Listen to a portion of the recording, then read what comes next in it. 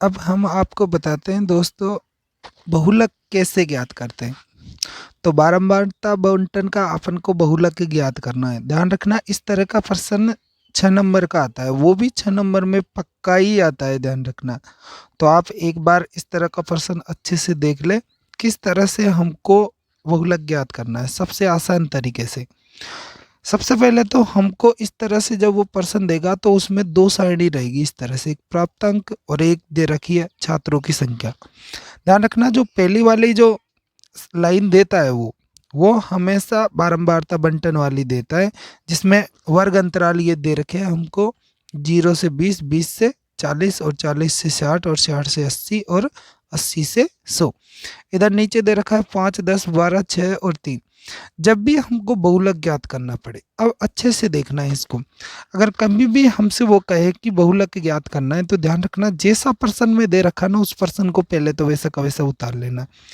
कुछ भी अलग से सारणी ज्ञात नहीं करनी है, किसमें? बहुलक में। ये बात आप अच्छे से ध्यान रखना। जैसे ही बहुलक हम ज्ञात करते हैं तो सबसे पहले उसकी जो दूसरी वाली सारणी होती है उसका सबसे बड़ा मान देखते हैं। तो यहाँ पे सबसे बड़ा मान कितना है? 12। ये बात आप सबसे अधिक ध्यान रखना। यहाँ पे दूसरी सारणी को वैसे तो हम क्या कहते हैं? बारंबारता वाली सारणी कहते हैं। कौन सी सारणी? बारंबारता वाली सारणी।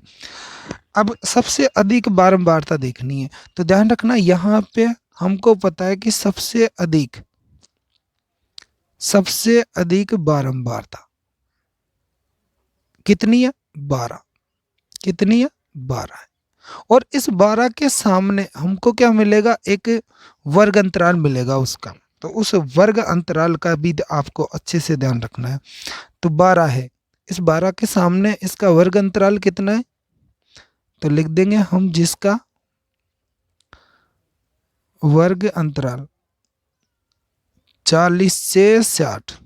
कितना है? 40 से 60 है दोस्तों।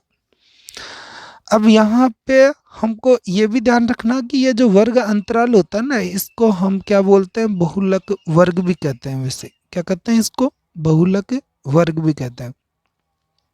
अब यदि बहुलक ज्ञात करना हो तो इसका सूत्र भी काफ़ी इम्पोर्टेंट है वैसे, तो आपको क्या है कि सूत्र भी अच्छे से ध्यान रखना पड़ेगा।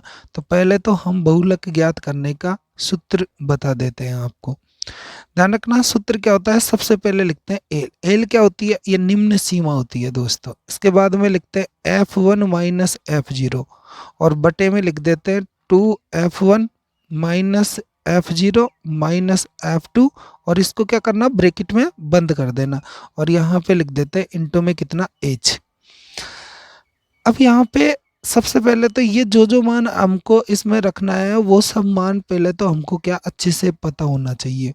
तो सबसे पहले हम बात करते हैं एल के बारे में। एल क्या होता है?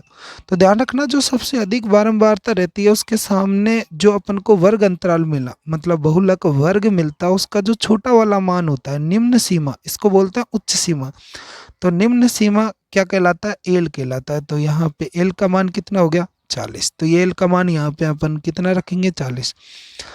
अब चलते F1 पर। किस पर चले? F1 पर। तो ध्यान रखना, जो सबसे ज्यादा जो बारंबारता आई थी उसे अपन क्या बोलते हैं? F1। जबकि उसके पहले का जो मान होता है उसे बोलते हैं अपन F0। क्या बोलते हैं? F0। जबकि F1 के बाद वाला जो मान होता है इसे हम क्या बोलते हैं? इसको अपन F2 बोलते हैं। क्या बोलते हैं? F2। तो ध्यान रखना, 3 मान तो ये हो ही गए। ध्यान रखना, F1 होता है, F1 सबसे अधिक बारंबारता रहती है और उससे जो पहले का मान होता है वो किसका मान होता है? F0 का। और जबकि बाद वाला किसका रहता है? F2 का। तो आप ये बात अच्छे से ध्यान रखिए। तो 3 मान तो ये आ गए, चौथा मान ये आ ही गया। अब बचा कौन? एज। अब एज क्या होता है कि इन दोनों में कितना डिफरेंट है, मतलब कितने का डिफरेंट है। तो ध्यान रख, वैसे अपन को पता है कि यहाँ पे जो उच्च सीमा में से निम्न सीमा को माइनस कर लेना, तो वैसे भी आपको क्या है कि पता चल जाएगा। कितना आ जाएगा? 20। तो ध्यान रखना, यहाँ पे एच का मान कितना है? 20। तो यहाँ पे ये तीनों मान भी लिख लो। F1 का मान कितना है? 12। इधर F0 का मान कितना है? 10। और F2 का मान कितना है? अपने पास 6। कितना है? 6। अब यहाँ पे ये जो पांचों मान आए इनको क्या करना है? अपन को इस सूत्र में रखना है। तो एल का मान रख दिया सबसे पहले तो हमने कितना? 40। इसके बाद में प्लस लगा देना, फिर इसके बाद में ब्रैकेट, फिर लिखेंगे अपन F1 का मान कितना 12 और F0 का मान कितना 10, और बटे में 2 को किससे गुणा करेंगे हम 12 से, क्योंकि F1 का मान कितना है 12, माइनस कर देंगे 10 और माइनस कर देंगे F2 का मान कितना 6, और गुणा करके और ब्रैकेट बंद कर देंगे और गुणा करके क्या लिख देना 20। इसके बाद 40 प्लस वैसा का वैसा लिख देंगे। अगर हम 12 में से 10 घटाए तो कितने बचेंगे 2। इधर 12 को जब अपन 2 को अगर 12 से गुणा करें तो कितने हो गए 24। इधर -10 और -6 कितने हो गए -16, फिर से ब्रैकेट बंद कर देना, इनटू में कितना हो गया 20। इसके बाद में हमको करना क्या है कि 40 प्लस ये तो लिख दो वैसा का वैसा, इधर जो 20 दे रखा है इसको 2 से गुणा कर दो, हो गया 40। इधर 24 में से 16 गए तो 8 आ गया। अब हमको करना क्या है कि यहाँ पे 40 प्लस तो वैसा का वैसा लिख ही देंगे, और यहाँ पे 40 में 8 का भाग जाता है, 8 पंजे कितने होते हैं 40, तो कितनी बार गया 5 बार, और 40 और 5 कितना आ गया 45। इस तरह से जो हमारे प्रश्न का आंसर है बहुलक, बहुलक कितना है तो 45। तो ध्यान रखना है, इस तरह से हमारे प्रश्न का आंसर आ जाता है। तो ये प्रश्न सबसे ज़्यादा इम्पोर्टेंट है और 100% परीक्षा में आ सकता है, तो आप एक बार इसको अच्छे से देख लें।